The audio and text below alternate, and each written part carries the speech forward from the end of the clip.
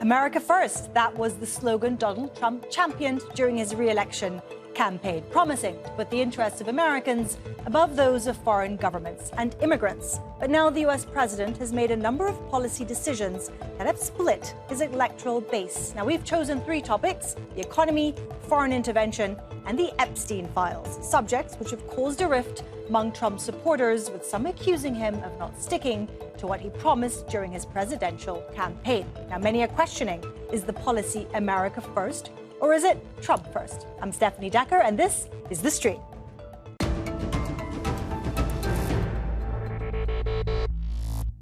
Now, welcome to this episode of The Stream Off, where we take on the polarizing, controversial, and everything in between. This is the space where bold ideas collide, tough questions get asked, and almost nothing is off limits. Well, on this edition, we are joined by two gentlemen who voted for Donald Trump in the 2024 election, but now find themselves on the opposite side of the issues we are about to discuss. Today, we're joined by Ethan Levens, a Republican social media journalist and content creator. He joins us from Antwerp, Belgium. And alongside him, we have Erol Morkoc. He's a spokesman for Republicans Overseas UK, and he joins us from Davis, California.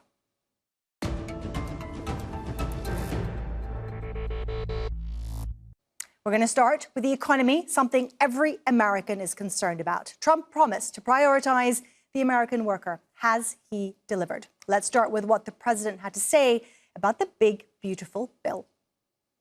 The big, beautiful bill is one of the greatest pieces of legislation ever in this country. And the Democrats have nothing to combat it. So they say, oh, it's death, death. Oh, that's good.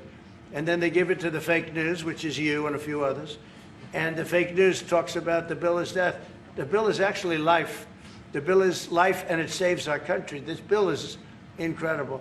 Look at the results already. Giving America life, let's ask if that is true. The big, beautiful bill, Ethan, it is certainly big. It's debatable whether it's beautiful. Where do you stand on that? It's an awful bill. You're adding trillions to the debt, and we're not getting anything we want from it. Look, we voted for Trump for the mass deportations. We voted for Trump for an American First agenda, and then he puts these tariffs out and then pulls them back. 6 pauses on and off. Economically, he's just not there. And this bill is just, it's awful. Why are we adding trillions of dollars to the debt? You can't outspend yourself out of a nearly $40 trillion deficit, which is what we're going to be at because he wants to spend all this money. There's a lot of AI regulation in there, or excuse me, AI anti-regulation. Apparently, you can't regulate AI in your state. It's a bad bill. It's risking jobs. We're just spending too much money that we don't have at this point. It's just an awful bill, and it's like he lied to us on the campaign trail. Politician Trump, great. President Trump, trash. Errol, your reaction to that? Well, you know, we have to govern with responsibility, and Donald Trump is the president for all America, not just MAGA America, not just the fact that we voted for him. And we have a real country, and a real country that spans the globe, all time zones. We have a Navy that ensures global shipping. The idea that the tariffs were going to just raise money and not be a conduit to change probably wasn't the right way to look at it. We were looking at having trade come back to America, onshoring jobs before automation hits. So all in all, the big, beautiful bill, nobody likes any of these big bills. They're broad brush strokes, and it's never what everybody was promised. But the idea that we could start with austerity probably isn't realistic when we look at the hypergeneration of AI and you know, cluster nodes and the way the country's going.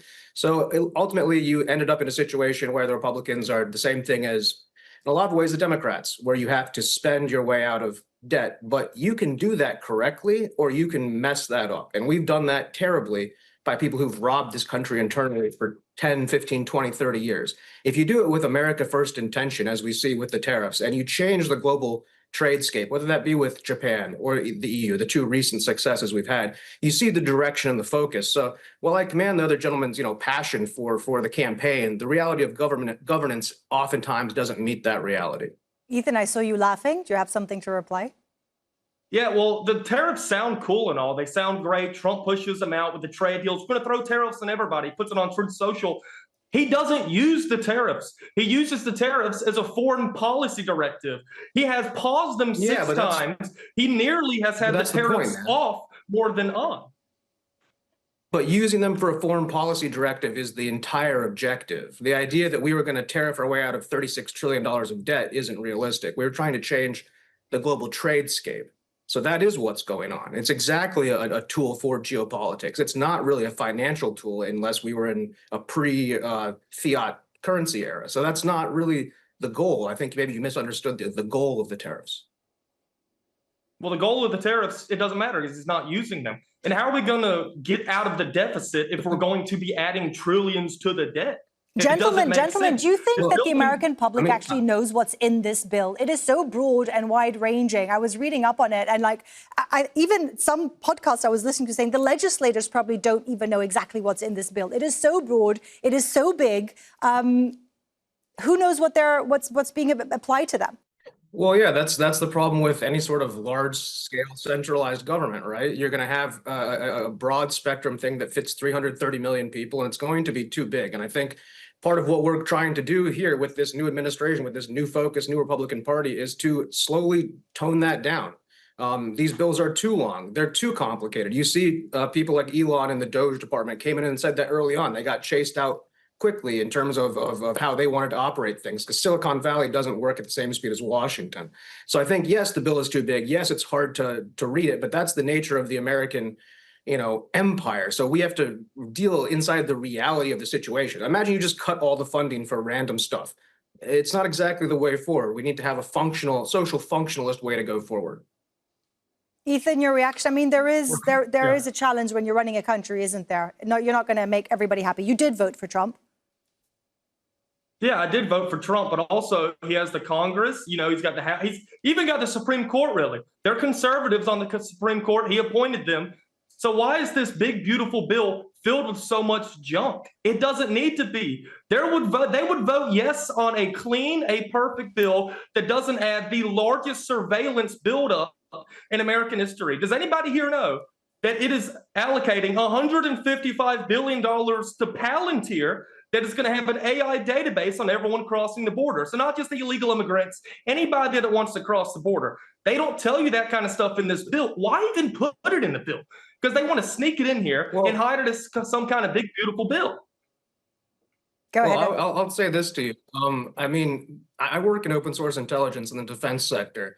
The idea that you're going to have a border that you would be happy with, and you're going to have the deportations that you mentioned that you're so excited for, and ICE to get the budget that they got, and not have, quote unquote, a surveillance state, as you want to paint anybody who's doing security, border security. I'll have you know, those facial recognition cameras on the border, they catch young women who've been taken as children, and they can catch them later on when they're being trafficked as women. And those kind of tools on the borders of Brazil and Paraguay have changed a lot of lives in human trafficking. So you shouldn't castigate all surveillance technology when it's being used for literally the reasons you said you're happy for them: deportation and securing the border. We're not deporting them, though. We're not deporting. We're on a lower level of deportations than Biden. No, we're not. It looks cool on X. It looks great on X. They can post these hype videos. And look, it gets me excited to put Back in Black behind some people loaded on a plane. But the stats and the facts, they're true. We're deporting less people than we are under Biden. And we're putting all this money to the border and nothing's happening. We got to get these people out. They're unvetted. We don't know who they are. Okay, I'm going to have to jump in there because we're running out of time for this topic and we have a lot more to debate, and it is an animated one. Let's move on to...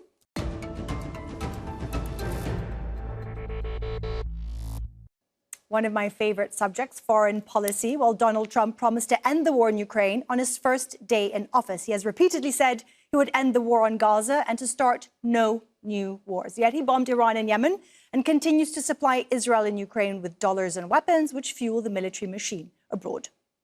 Stupid, senseless, endless wars. World War III has never been closer than it is right now.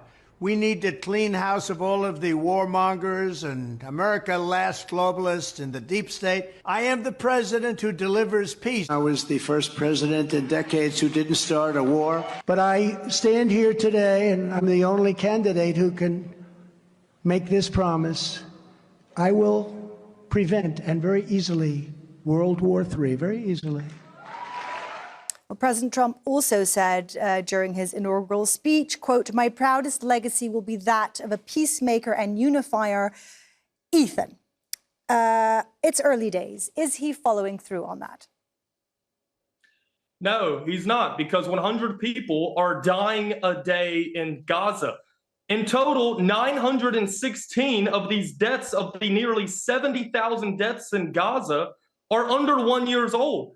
Why is this still happening? Why is the U.S. giving money to Israel for Israel to go start a war with Iran that we have to clean up? And the Ukraine-Russia stuff, don't even get me started on that. That we're sending hundreds of billions to Ukraine as Zelensky just signed away and abolished the top two anti-corruption agencies in Ukraine. The Ukrainian people don't want this war anymore. That's why they see that corruption is a bigger threat to Ukraine than the Russian invasion. That's a real survey, by the way. So why are we giving Ukraine all this money to battle Russia when this war should have been over with? Zelensky, give up your land. Trump, stop giving weapons to Ukraine. He asked Zelensky if he could hit Moscow.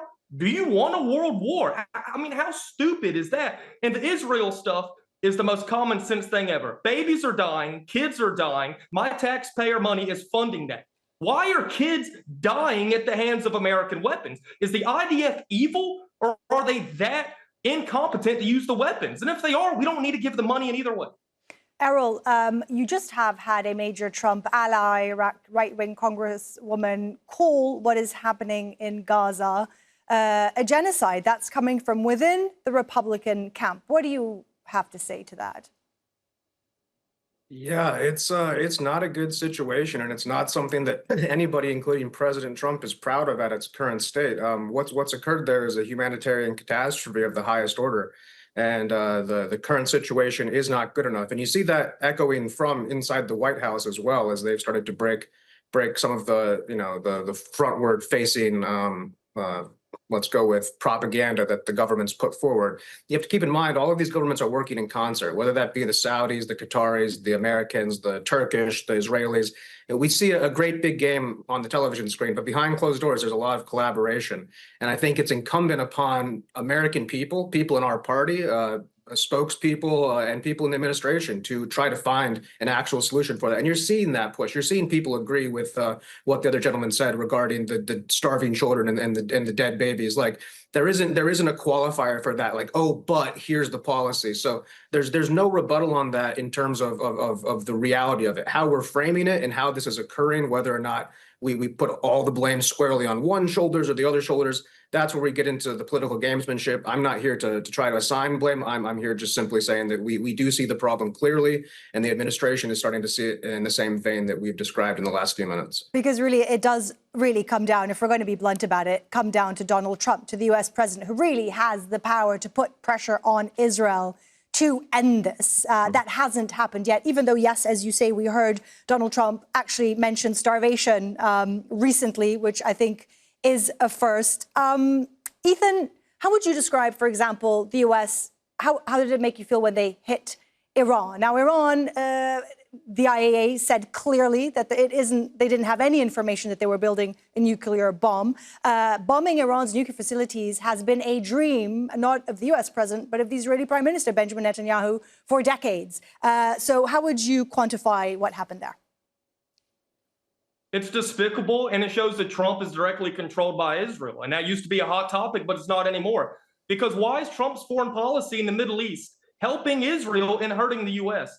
Iran ballistic missiles can barely hit Israel. A lot of them got shot down. They're no threat to the U.S. The enrichment is only at 60 to 65%, nowhere near the 90, 95%. If they want nuclear weapons, Pakistan next door will give them to them. Us bombing Iran goes against everything we've learned from Iraq in 2003. There's no WMDs, there's no nuclear weapon program, and this is not going to stop until Netanyahu forces Trump through whatever witchcraft they can conjure up in order to force Trump to bomb Iran, bomb the sites over and over again, force the regime change. We saw them throw out Saddam in Iraq, Assad in Syria. The Ayatollah is the final piece of the puzzle for Israel to have dominance over the Middle East, and then we're just going to leave. It's this simple. Erol, I see you shaking your head. Jump in there. Let me just, before you do that, put to you that a lot of people have said that Trump, and he's not going to like this, President Trump is being manipulated by foreign governments to do the dirty work for them, particularly, of course, because we know Israel didn't have the weapons to hit Iran's nuclear facilities. What would you be your response to that? Well, let's let's unpack it a little bit. For one, you have to look at history. I think that we're caught in sort of a vortex here. This goes back to when our embassy was taken hostage back in the last century, 50 years ago. This goes back entire generations. The idea that Israel has dominance over the Middle East is crazy. Israel didn't even join us against Saddam Hussein. Saddam Hussein fought against Iran, and it was Iran's greatest enemies. Shia Islam, 12er clerical Shia Islam, is not in cahoots with any of the surrounding neighbors, including Pakistan, who would never give their nuclear weapons to Shia Iran. So all of this is a little But bit you do have to say, like, overblown. who's the global body that decides who can have nuclear weapons or who cannot? Oh, it's the United States of America, United States of America currently. That's the global body. That's how this works. You see, what's going to happen is that countries that are going to be incredibly belligerent, that are going to use terms like, death to America, death to our allies. I know the other gentleman's not a fan of Israel. We created Israel. Israel is our creation. It's our proxy. So is it also your So the fault war that there between isn't a Iran and Israel Palestine alongside Israel if you created Israel? Surely there should be a Palestine, because a lot of these groups that you're fighting call legitimacy for the resistance. Once you create a Palestinian state, as so many Arab foreign leaders have said, you delegitimize everything, all these resistance groups that Israel says are a threat to them. That's a strong argument. There needs to be some place for the Palestinian people. Currently, what's happening is a giant cultural displacement, and the reality of the situation is that the United States international goals are pretty well aligned. The Israelis align their goals pretty well with us in terms of international policy. So striking these nuclear sites in Iran does a lot of benefit for the United States and for our allies in Turkey and around and in Saudi Arabia and other neighboring areas. And we also have our bases around there. So Israel is not dominating the Middle East. Israel has aligned its goals with the United States very smartly, and because they have a very little bit of time. Because as you can see, the conservatives in this country are not a big fan of Israel. The left in this country is not a big fan of Israel. The next generation is not a big fan of Israel. So this is Israel's moment. This is their 10 or 15 years to kind of work this out or forever hold their peace. And that's, I think, what President Trump has brought to the table with the Abraham Accords, with looking for more détente, with looking for a place for the Palestinian people. These are the solutions that they're asking for, and we're hopefully going to be able to deliver it. The place for the Palestinian people is Palestine. That's as simple as it is. The place for the Palestinian people is Palestine. And just because the U.S. has the strongest military doesn't mean we should dictate who has nuclear weapons. Why does Israel get nukes? And Israel is the most powerful entity in the Middle East. Because we dictated that. Because Truman, we dictated that they got nukes. Truman knew they were getting nukes and had no problem with it. Israel's a vassal of the United States global hegemonic empire. We have a military empire that spans the globe that was made by deals by people from your President Trump is saying that he's not getting involved, correct? We have a next subject I want to get to, but the whole point is that President Trump said, no more wars. I'm going to end it. I'm going to end Gaza. I'm going to end Ukraine. And yet that's not what seems to be happening. Yeah. Anyway, we're going to have to move on. I'm sorry, gentlemen. It's been such a fascinating conversation. We have one more subject to get to.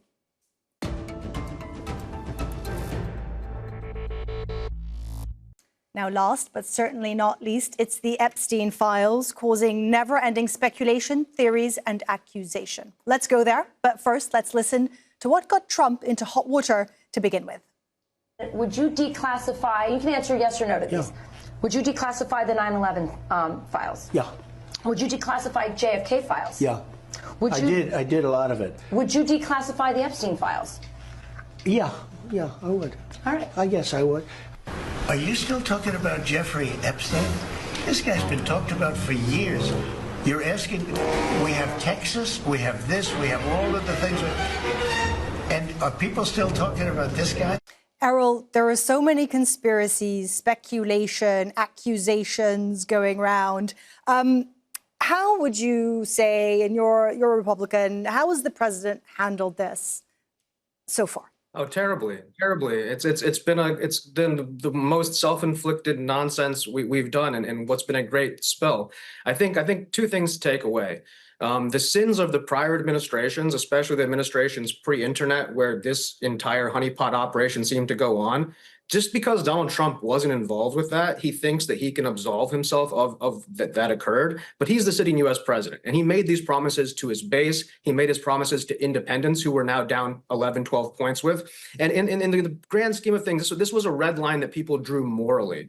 And I know when Donald Trump made those statements of who is Epstein, he was caught up with the flooding in Texas and all those children who had just been killed. And I think that his reaction there, it wasn't helpful the way he framed it. It definitely didn't sound good. But the entire management, I really have to put a lot of the blame on Pam Bondi and how she went out there and grandstanded with the files, and then all of a sudden, out of the blue, tried to sort of rug this. And the Trump administration has realized that this isn't something that's going to go away. There's people on my side of the Republican camp, the other gentlemen here, I'm sure, and everywhere who are not happy with the situation. And frankly, I think the DOJ being down with Maxwell, talking to her, looking for some way to ameliorate this, because this is not okay. It's not good for the base. It's not good for the casual voter. It's not good for the country. And it will cost us the midterms if we don't step up and do the right thing here. Yeah, Pam Bondi, of course, the U.S. Attorney General, who said that she had client list names on her desk, and then it sort of all went away, which has everyone up in arms. Is there a client list? Who are they? Who's protecting who?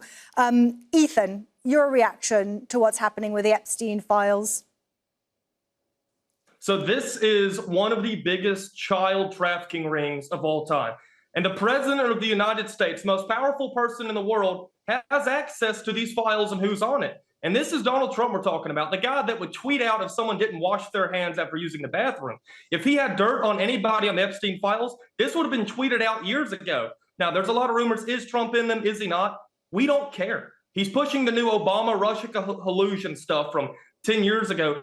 We don't care. He promised to release the files. He's not releasing them. He gave us JFK, MLK. Cool, great. We really don't care at this point. The only thing we care about is who's on the Epstein files, how they're tied into stuff, and is the president on the files. Anybody related to the files or inside of them needs to be put underneath the prison, and there needs to be a very harsh penalty for them. This is the most despicable crime ring in pretty much the history of the past 50 years.